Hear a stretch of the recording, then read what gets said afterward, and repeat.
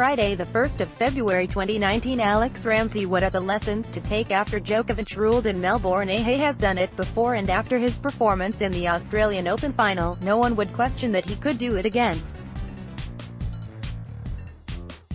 His record-setting 7th title in Melbourne brought him his 3rd consecutive Grand Slam title. It was the 3rd time in his career that he had won 3 in a row. It made history. He was the first man ever to be so devastatingly consistent. The last time he left Melbourne with his sights set on Roland-Garros and the non-calendar Grand Slam, the pressure was building. Starting from the Wimbledon final of 2012, he reached the final of 13 of 17 major championships and won 7 of them. In the last year and a half of that run, he won 5 of 6 Grand Slam finals. There was no one to match him, but the mental and physical effort to be so good and to stay so far ahead was exhausting. There was also the small matter of actually winning in Paris. He had never done that before, and it was his last remaining item on his bucket list. And when he did win, beating Andy Murray in 4 sets, he was utterly spent. Coming into the same home straight this time around, he has 2 major advantages over the player of 2016. He knows what it feels like to be in this position, and he has had a couple of years to reignite the passions of old. The 2 seasons between 2016 and 2018 that he took to recover from a chronic elbow injury and reset his targets have made Djokovic Mark II even stronger, even more confident, and even more unbeatable. He is now 5 trophies behind Roger Federer's record of 20 Grand Slam wins, and, clearly, he sees that record as his main goal. "I am aware that making history of the sport that I truly love is something special," he said, sitting beside the Australian silverware. "I do want to definitely focus myself on continuing to improve my game and maintaining the overall well-being that I have, mental, physical, emotional, so I would be able to compete at such a high level for the years to come, and have a shot at eventually getting closer to Roger's record. It's still far away. It may be far away at the moment, but in his current form it is more than reachable." Copyright Corinne Dubroy, FF. It is an impossible question to answer. Djokovic thrives in the Rod Laver Arena. The surface suits him. The atmosphere suits him. The timing of the tournament suits him. There is nothing not to love about the place for the 7-time champion.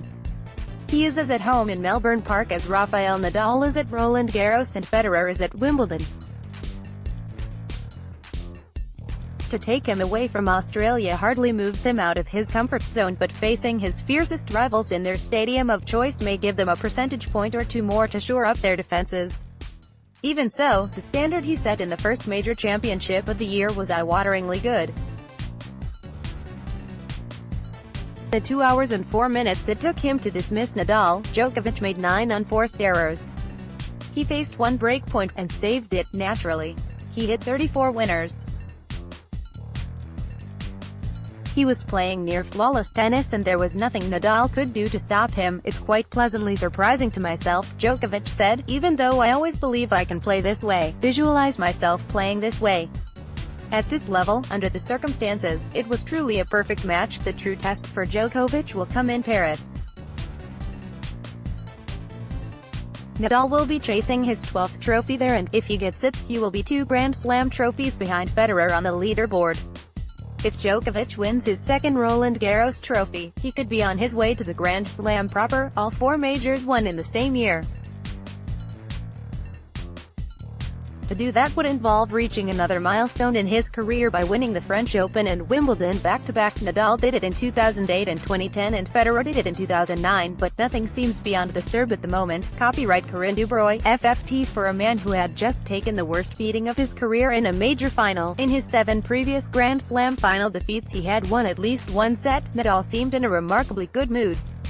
He had not dropped a set in the first 6 rounds of the tournament. He was attacking at will and serving well. This was all the more amazing given that he had not played since the US Open almost 5 months before. Knee problems stopped him in New York, and an abdominal strain stopped his comeback in Bercy. That was followed by ankle surgery at the end of the season, and just when he thought he was fit and raring to go, a thigh strain stopped him playing in Brisbane. To have played so well from a standing start was a cause for optimism, then. And with the clay court season just a couple of months away, Nadal was keen to get to work. "I have been a lot of months without having the chance to practice, without having the chance to compete," Nadal said after the final. "And have been 2 positive weeks. The only thing probably that I need is time and more matches." He played better than what probably he played during the rest of the tournament. "Being honest, I saw him the tournament more or less. He probably played the best match so far. Playing that well is so difficult for everybody when he plays that level." Copyright Corinne Dubroy, FF. It is the $64,000 question. Nadal has never lost in Paris when he has been mentally and physically fit. He was struggling with a knee injury when he lost to Robin Soderling in 2009. A wrist injury forced him to pull out after 2 matches in 2016, while the year before, when he lost to Djokovic in the quarterfinals, he was a shadow of his usual self as he struggled with a lack of confidence and motivation.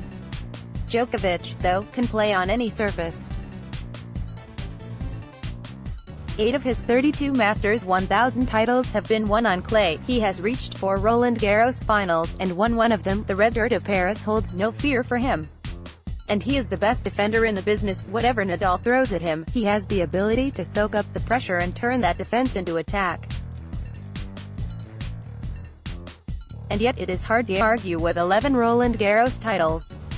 With 24 clay court Masters 1000 titles. With 57 clay court titles in all.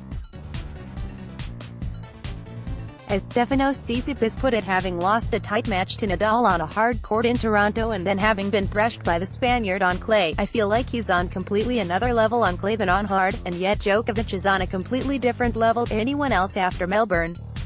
On Roland-Garros."